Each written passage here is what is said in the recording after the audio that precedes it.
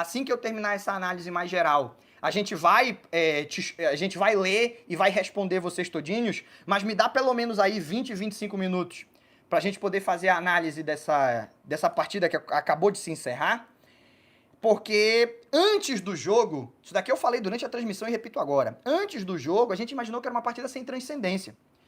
É uma partida de um time que está brigando para ser campeão espanhol e que vinha com algumas mudanças até no próprio sistema de jogo, testando uma nova maneira de atacar, com o Dani Olmo de falso 9. Já vislumbrando que isso pode ser útil no que nós temos ainda a seguir dentro da atual temporada. Um outro time que tinha mais rotações ainda, o Atlético de Madrid, que tinha ainda mais reservas em campo, apesar de que manteve a estrutura tática, tinha ainda mais jogadores que nós não podemos considerar titulares, atuando pela equipe na escalação inicial.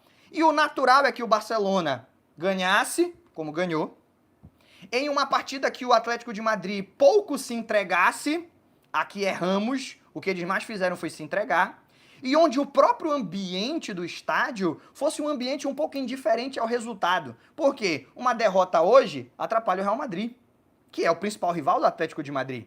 Poderia acontecer o que já aconteceu, por exemplo, Tottenham e Arsenal, uma rivalidade do norte de Londres, o Tottenham perde pro Manchester City e a torcida do Tottenham comemora o gol do City. Por quê? Porque aquele gol estava tirando o título do Arsenal. Pelo menos estava ajudando o Arsenal a não ser campeão. E hoje parecia um cenário que ia para isso, caminhava nessa direção.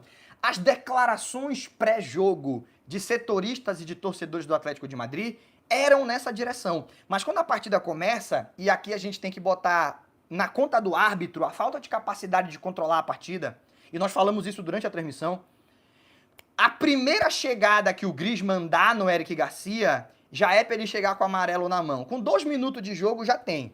No meio, pá! E aí todo mundo cerca, reclama e ele não, vou ficar na conversa. Aí vai lá do outro lado, o Eric Garcia também dá uma, porque Eric Garcia, Araújo, Gerard Martin também não dispensam não, tá? Também não dispensam não. O Barcelona tem alguns jogadores, isso é importante, que chegam junto quando o jogo começa a ficar um pouco mais pegado. Aí ele também não deu amarelo, e aí ele deixou rolar, não, vamos na conversa. Meu irmão, as entradas foram ficando cada vez mais agressivas, cada vez mais violentas, e ele não mostrava os cartões até que tem uma confusão generalizada, uma pancadaria em campo, aí ele sai distribuindo cartão para todo mundo, irmão, agora já é tarde. Não adianta você distribuir cartão para todo mundo quando a pancadaria já aconteceu. Você tem que distribuir cartão para evitar que chegue no ponto da pancadaria. Fraco o árbitro. E eu não tô falando de uma decisão ou outra. Eu não tô falando que ele errou em lances cruciais 2 vezes e precisou que o VAR interviesse, porque senão ele ia... No caso do Nico Gonzalez, pouca diferença ia fazer, mas ele ia comer um cartão vermelho, ia ficar no segundo amarelo, pro jogo não faz diferença, pra súmula bastante, e ia expulsar injustamente o Gerard Martin. Eu não tô nem falando disso, eu tô falando de não conseguir conduzir a partida, de ser fraco pra conduzir um jogo, que a gente achava que poderia ser tranquilo e que, por outros motivos, mas também pela incompetência da arbitragem, virou um jogo, ó, pegadíssimo. E eu já afirmei logo durante a transmissão. O que a gente está vendo aqui vai deixar rastros nas partidas de Liga dos Campeões. O ambiente que está se formando dentro do estádio, que ficou cada vez mais se importando com um resultado que antes da partida o torcedor do Atlético de Madrid pouco ligava por conta do que ia acontecendo em campo. De um treinador que sabe usar esses jogos mentais para manter os seus jogadores motivados. O Simeone vai usar muito esse jogo de hoje para motivar os seus jogadores. E se entrarem motivados demais, vai ter uma outra expulsão. E jogar com um a menos no Camp Nou é diferente de jogar com um a menos no Wanda Metropolitano. Então tem que encontrar o tom para não passar da motivação e virar autossabotagem. Mas o Simeone sabe trabalhar isso. Acredito que ele vai trabalhar essa agressividade para não ser colocado na roda, como foi na partida da Copa do Rei que aconteceu no Camp Nou, porque agora é um manda invertido.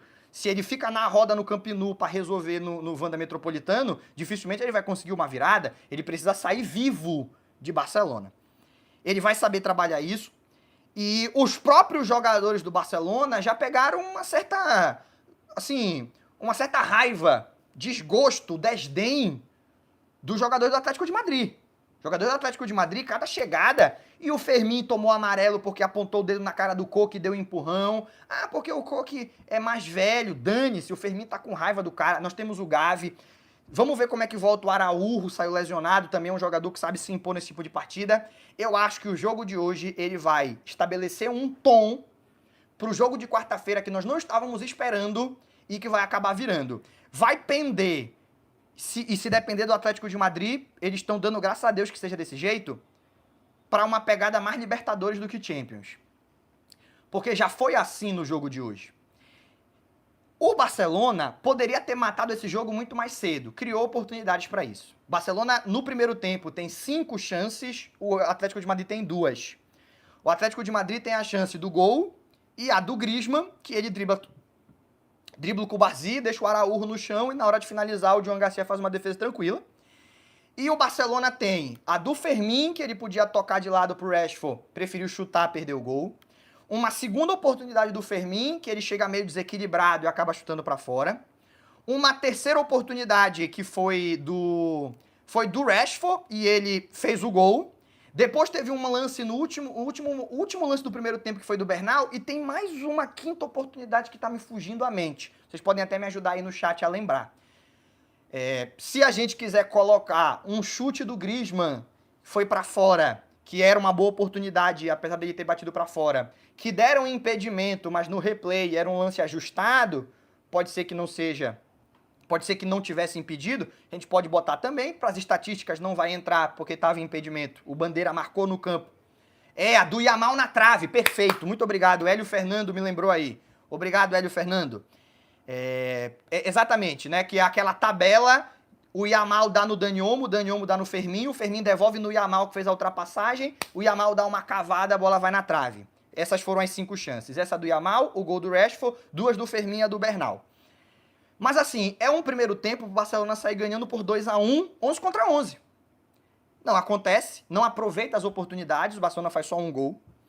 O jogador do Atlético de Madrid é expulso e eu tinha vislumbrado essa expulsão muito antes. Ele não estava preparado para marcar o Lamine Yamal, porque ele não é defensor. Nico Gonzalez é atacante. Ele entrou nessa partida para marcar logo o Lamine Yamal, que é o jogador mais difícil de marcar no futebol mundial.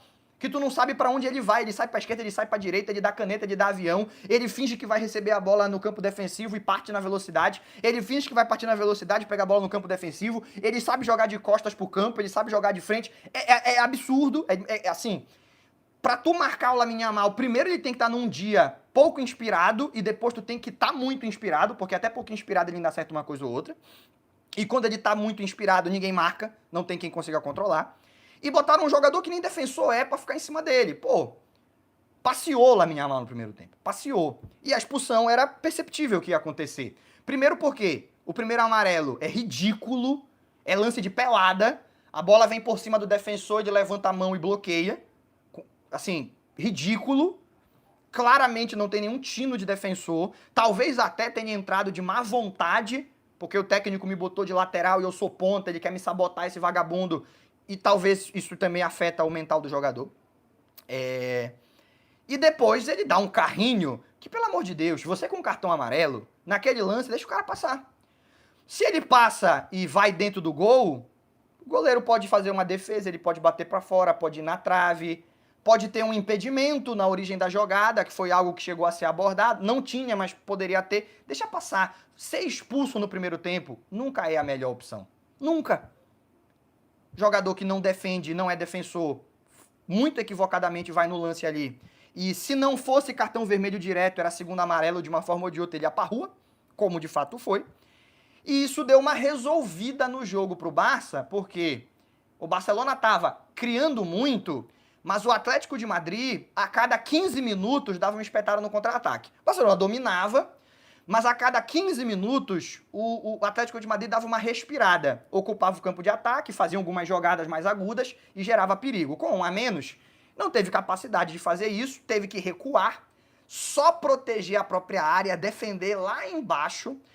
Eram 10 na linha e os 10 estavam dentro da área do Atlético de Madrid na maior parte do segundo tempo. E olha, eu sinto que a fluidez do jogo do Barcelona foi maior 11 contra 11 do que 10 contra 11. Porque no 10 contra 11 o Atlético recuou tanto que era como se o Barcelona estivesse batendo naquelas paredes que a gente se acostumou a ver do Mallorca, quando joga com 5 defensores. O Mallorca que hoje ganhou do Real Madrid, 2-1 pro Mallorca, Deus abençoe. Que a gente se acostumou a ver, do Getafe, o Getafe que às vezes joga com 5, às vezes com 4, mas sempre todo mundo dentro da própria área, é muito difícil penetrar essas defesas. Só que, por ter um a mais, ainda criou, só que com menos fluidez, com menos frequência. O Barcelona criava com mais naturalidade na primeira etapa, 11 contra 11. Na segunda etapa, 11 contra 10, recuou tanto o Atlético de Madrid que ficou mais difícil. Mesmo assim, o time ainda criou. Destaque para um lance do Dani Olmo, que é absurdo, né? O Dani Olmo dá assistência para o Rashford no primeiro tempo e poderia ter dado assistência para o segundo gol. Que ele pega uma bola que vem um pouco atrás dele, ele levanta a perna e puxa essa bola com a parte externa do pé no lance acrobático. Ela já cai na frente dele, ele protege, dá o passe pro Ferran chegar finalizando. O Ferran não finaliza tão bem. Finaliza, assim, boa parte das vezes vai ser gol. Só que o Ferran tá com minhaca desgraçada, que se ele não meter a bola na lateral da rede, alguma coisa vai acontecer e não vai entrar. Ele precisa, o Ferran tem que fazer gol para tirar a urucubaca. Porque aquele chute ali, na maioria das vezes, vai ser gol. Se o Ferran chuta 10 vezes, do mesmo jeito que ele chutou, 9 entra. Nessa, o goleiro defendeu com o ombro. O goleiro, se o goleiro tentar ir com o braço, na hora de fazer o movimento, como a bola veio muito forte, passa. Ele faz isso daqui, defende com o ombro. E, assim, claro que se o Ferran bate melhor é gol. Mas, cara, às vezes não tem uma explicação mesmo, né? É uma parada meio de... Tem alguma coisa que espiritualmente não tá fazendo sentido pro Ferran Torres. Claro, repito e falei na hora, ele poderia ter tirado mais do goleiro. Só que mesmo assim, ele tira... poderia ter entrado, mesmo tirando só um pouquinho. Enfim, não entrou. Poderia ter sido a segunda assistência do Dani Olmo. Falei isso durante a partida e repito agora. Tá cada vez mais uma sensação de que realmente o Ferran não vai conseguir se recuperar. Ele não vai conseguir se recuperar. Já tivemos momentos do Ferran jogar muito mal, e depois entrar numa boa fase. E aí recuperar a confiança e ir bem. Já tivemos momentos desses. Mas hoje, especificamente, é difícil vislumbrar que isso venha a acontecer. O contrato do Ferran termina em 2027. Ele não tem oferta para renovação. A tendência é que chegando no final dessa temporada, pelo desempenho que ele está tendo, as sensações que ele está deixando, ele seja vendido, ele seja negociado. A gente pode estar vendo os últimos momentos do Ferran com a camisa do Barcelona, para alegria da maior parte da torcida que não gosta dele. Eu não sou fã, eu acho que a galera exagera, especialmente nos momentos de boa fase. Ele ajudou bastante o Barcelona a conquistar títulos, inclusive a Copa do Rei, ele foi o principal jogador do Barça, né? Mas fez gol na final, fez gol na semifinal, foi o artilheiro da competição, mas enfim. Eu também não morro de amores pelo Ferran e acho que uma negociação para vendê-lo e trazer alguém que seja sangue novo, nem que não seja melhor que ele, mas o simples fato de ser sangue novo já vai ter uma abertura maior da torcida para ele poder errar e acertar de uma maneira que com o Ferran já não se tem mais paciência. Já vai ser o suficiente, se for melhor que o Ferran, melhor ainda. E a tendência é que isso aconteça. E no jogo de hoje, cara, é doideira. Ele acerta, ele se posiciona bem, ele chuta, ele faz as jogadas associativas, ele se movimenta, só que na hora de fazer o gol ele não consegue.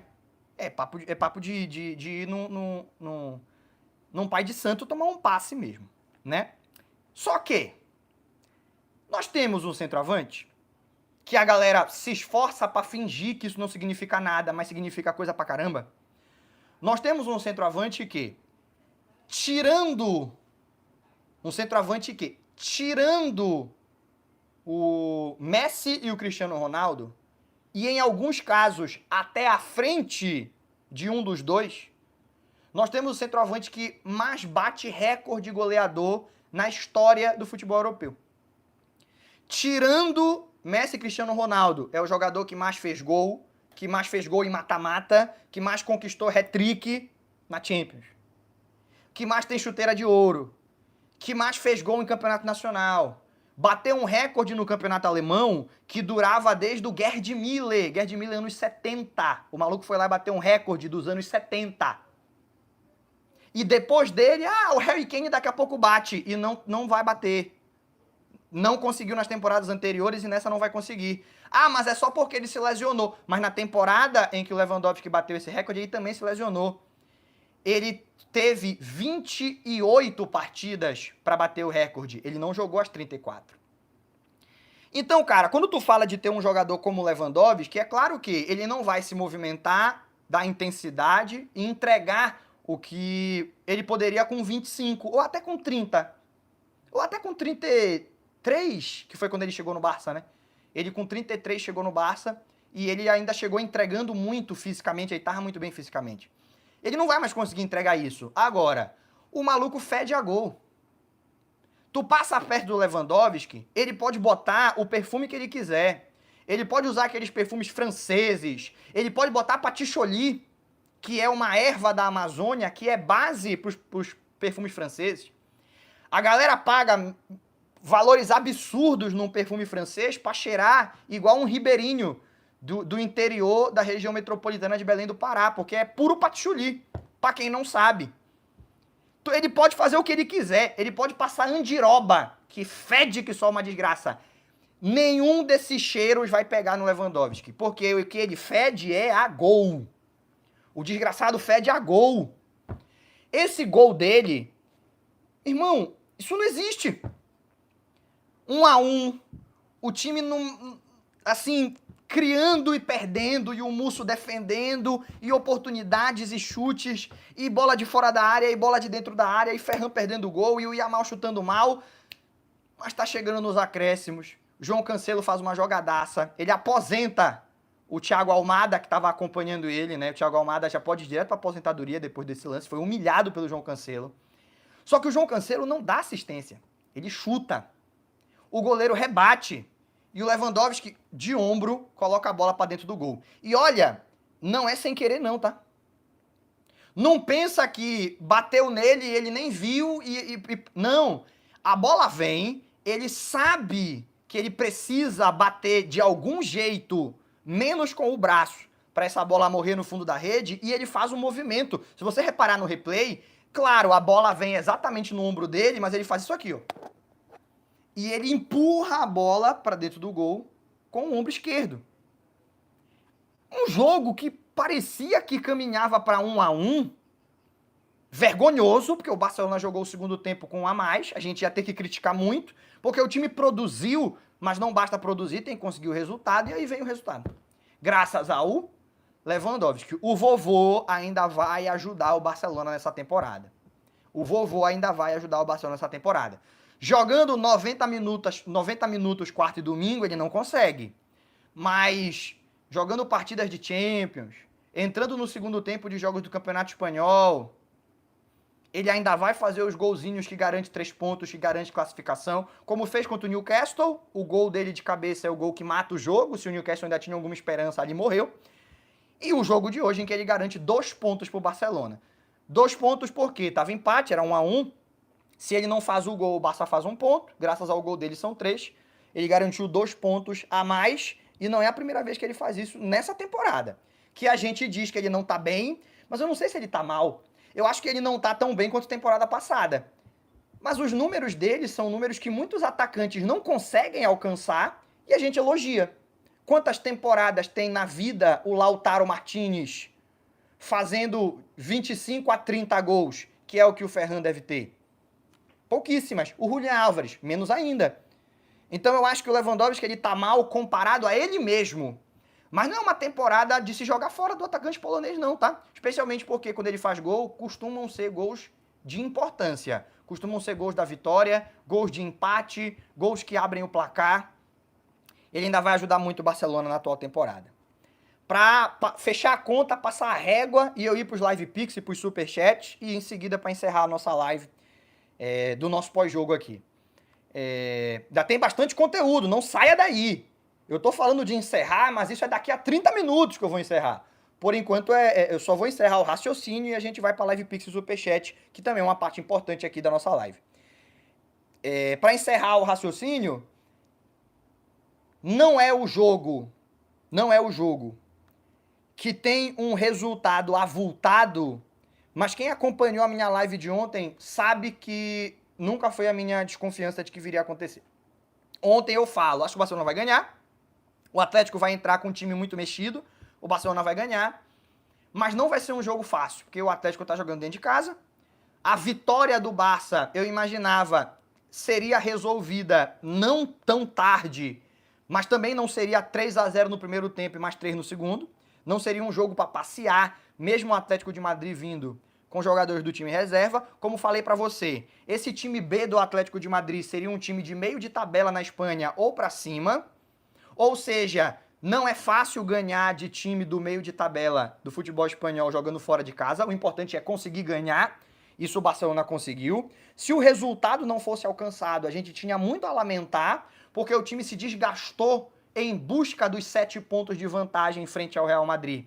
E teria saído muito frustrado depois de jogar o segundo tempo inteiro com um homem a mais. Caso isso não se concretizasse, mas é a ombrada do vovô. É a ombrada do idoso. O ombro do Lewandowski resolveu a bronca.